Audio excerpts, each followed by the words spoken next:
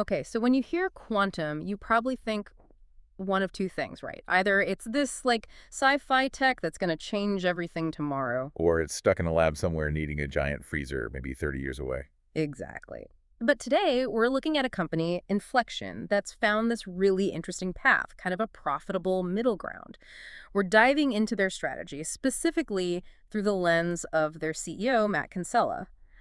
Based on what we've seen, he's not just waiting around for the ultimate quantum computer. No, not at all. Our mission here is to figure out how they're focusing on getting products out the door now, building a commercial culture, and actually making money, using some pretty unique tech well before, full quantum computing hits the mainstream. And what's really fascinating is how their strategy is almost dictated by their tech choice. Hmm. Inflection's platform is built around neutral atoms. Neutral atoms. Okay. Yeah, and the key thing is they don't need those massive, super expensive cryogenic systems you usually associate with quantum.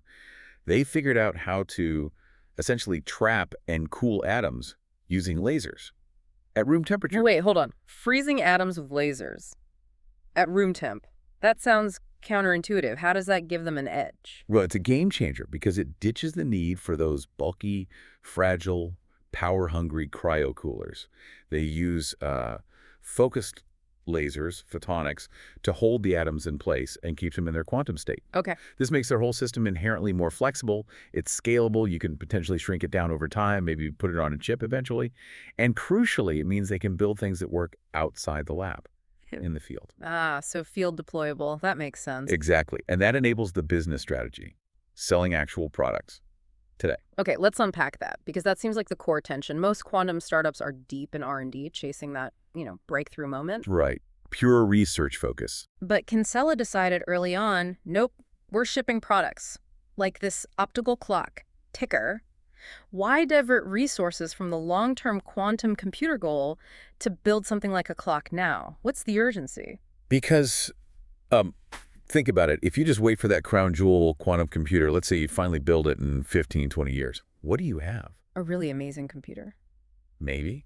But you also have a lab. You don't have a sales team. You don't have customer support. You don't know how to manufacture consistently. You haven't dealt with supply chains. Okay. You have no business, basically. Just tech. Precisely. But pushing out products like Ticker now, they're building all that commercial muscle. They're getting market feedback. They're generating revenue. And they're proving the tech works in the real world. And these early products, they're not just novelties. They offer real quantum advantage today. Ticker, that clock you mentioned. It's orders of magnitude better than any classical atomic clock out there. Orders of magnitude. How much better are we talking? We're talking stability, where it might be off by, a second every billion years? It's incredibly precise. That's not just a small step up. It's transformative for anything that relies on timing. Wow, okay, a second per billion years. That's hard to even wrap your head around. And that precision, it must have huge implications, like GPS. Right, that's all about timing. Exactly. P and T position, navigation, and timing. If the timing signal is even slightly off, especially in critical systems, things go wrong fast. Think about the financial markets, high-frequency trading. Milliseconds matter hugely there. Or the power grid, keeping everything synchronized. Absolutely. If grid synchronization fails because the timing's off, you could have cascading failures, huge blackouts. This kind of clock is designed to prevent those real-world, very expensive problems. And what about security? We hear about GPS jamming and spoofing becoming more common. Yeah, that's a major concern, especially for defense and critical infrastructure. We're seeing state actors actively disrupting GPS from places like the Baltics, Eastern Europe. Having a robust, ground-based timing source that isn't reliant on space signals is becoming essential. So Inflection's clock isn't just a cool piece of tech. It solves an immediate, potentially multi-billion-dollar problem that exists right now. That's the point Kinsella keeps making. He literally says, you could buy this today and earn a return on it today. It's not some future promise. And that's showing up in the numbers, right? They actually have revenue. They do. They reported $29 million last year, which, according to Kinsella, puts them likely number 2 among all quantum companies worldwide in terms of revenue. 29 million. That's Yeah. That's serious validation for this product-first strategy. It's not just theoretical. Exactly. It proves that early commercialization in quantum isn't just possible, it can actually be profitable. Okay, so this leads to the really interesting part, I think. It's not just about the money itself, it's about the culture that generating that revenue builds. Yes. Kinsella's point is that you can't just like snap your fingers when you finally have the tech and suddenly become a commercial company. That culture has to be baked in from the start. This is such a critical insight, Yeah. and it's where a lot of quantum companies struggle. Many are founded by brilliant academics, Sure, makes sense. They invented the core tech. but they spent their whole careers in academia. And in that world, success is measured differently. It's about publishing papers, getting novel results, maybe tweaking an experiment for years to get slightly better data. Right, not about shipping product on time or managing inventory. Exactly. There's often no real concept of, commercialization, product life cycles, customer needs, scalable manufacturing, quality control, all that stuff that makes a business run. So when those academic-led companies do decide it's time to commercialize, they hit a wall. They have to build that entire commercial engine from scratch, culturally and operationally. And that takes years, huge amounts of effort, and often fails.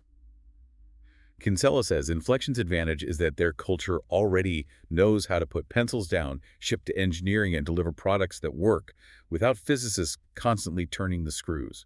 That operational maturity, built through selling things like Ticker, that's the real competitive edge, maybe even more than the core tech itself. I think that's his argument. The tech is the enabler, but the culture of execution is the differentiator that lets them scale. So this neutral atom platform, it's like a toolkit, not just for clocks. What else are they doing with it now to build that market validation? Good question. Beyond timing, they're pushing hard into QRF sensors, quantum radio frequency sensors. QRF. Okay, what do those do?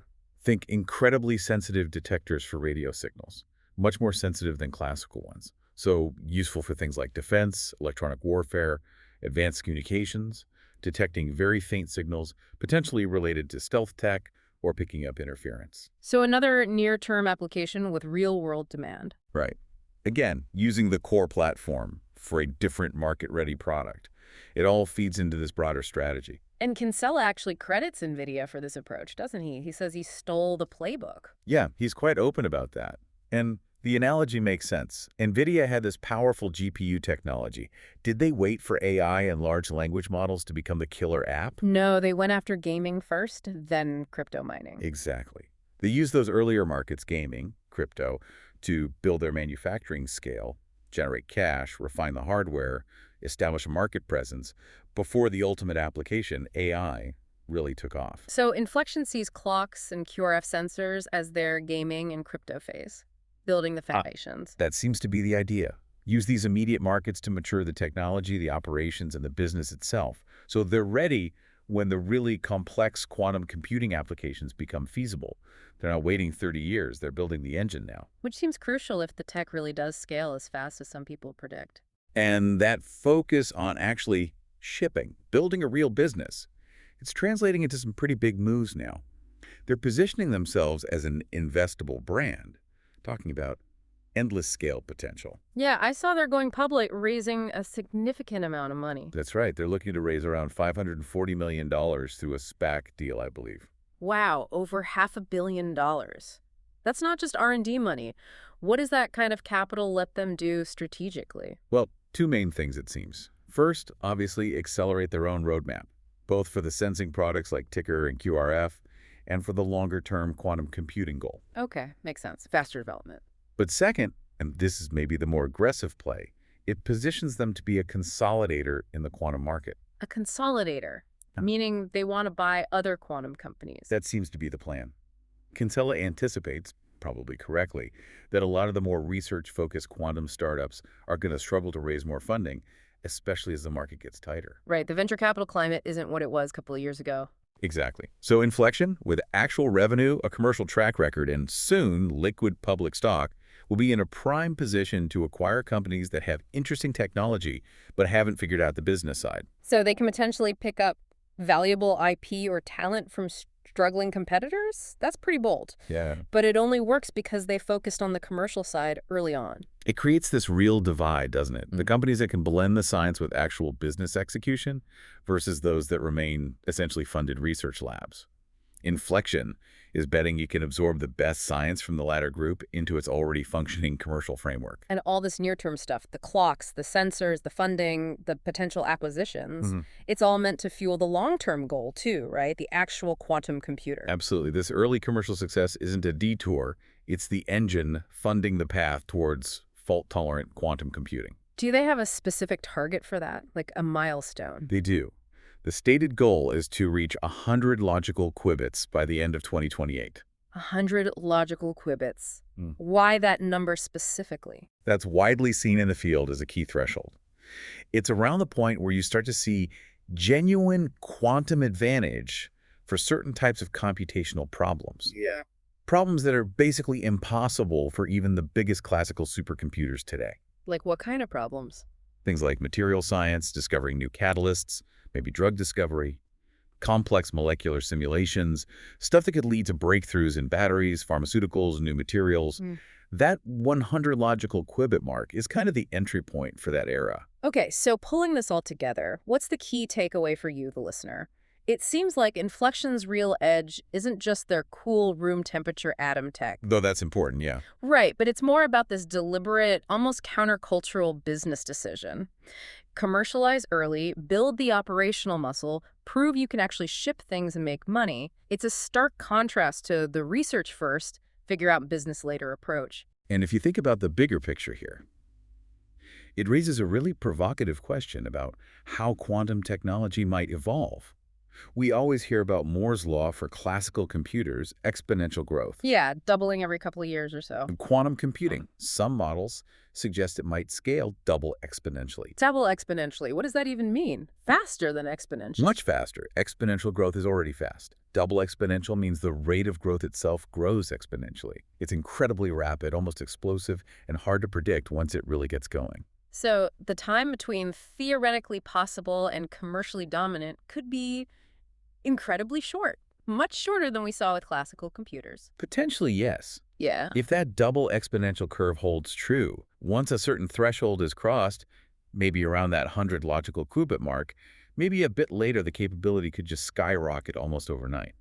Which means if you haven't already built the business infrastructure, the manufacturing, the sales, the support, the culture, by the time that technological inflection point hits, you might be instantly irrelevant. There might be no time to catch up. So Infleqtion's strategy of building the business foundation now, even with simpler products, isn't just smart.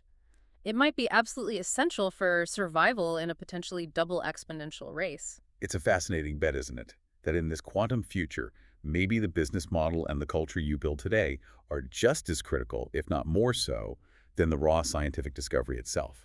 Something to definitely keep an eye on. A powerful thought indeed. Building the ship before the tidal wave hits. Definitely explore this idea of platform maturity and using today's products to build tomorrow's dominance. We'll see you next time on The Deep Dive.